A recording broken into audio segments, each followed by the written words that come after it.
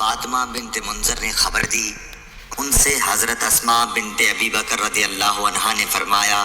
کہ جب سورج صاف ہو گیا تو رسول اللہ صلی اللہ علیہ وسلم نماز سے فارغ ہوئے اور آپ نے خطبہ دیا۔ پہلے اللہ تعالیٰ کی شان کے مطابق اس کی تعریف کی، اس کے بعد فرمایا اما بعد۔ سعید بن عامر نے بیان کیا اور ان سے شعبہ نے، ان سے یونس نے، ان سے امام حسن بصری نے اور ان سے ابو بکر رضی اللہ عنہ نے فرمایا کہ رسول اللہ صلی اللہ علیہ وسلم کے عہد مبارک میں سورج کو گرہن لگا تو آپ صلی اللہ علیہ وسلم نے 2 رکعت نماز پڑھی تھی۔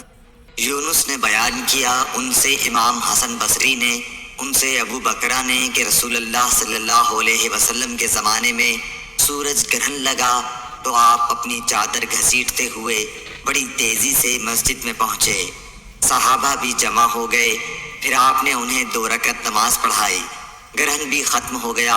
اس کے بعد آپ نے فرمایا کہ سورج اور چاند اللہ تعالیٰ کی نشانیوں میں سے 2 نشانیاں ہیں، اور ان میں گرہن کسی کی موت پر نہیں لگتا، اس لیے جب گرہن لگے تو اس وقت تک نماز اور دعا میں مشغول رہو جب تک یہ صاف نہ ہو جائے۔ یہ آپ نے اس لیے فرمایا کہ نبی کریم صلی اللہ علیہ وسلم کے ایک صاحبزادے ابراہیم رضی اللہ عنہ کی وفات اسی دن ہوئی تھی، اور بعض لوگ ان کے متعلق کہنے لگے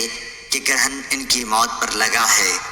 سفیان ثوری نے بیان کیا، ان سے یحییٰ بن سعید انصاری نے، ان سے عمرہ نے، ان سے حضرت عائشہ رضی اللہ عنہا نے کہ نبی کریم صلی اللہ علیہ وسلم نے سورج گرہن کی 2 رکعتوں میں 4 رکوع کیے اور پہلی رکعت دوسری رکعت سے لمبی تھی۔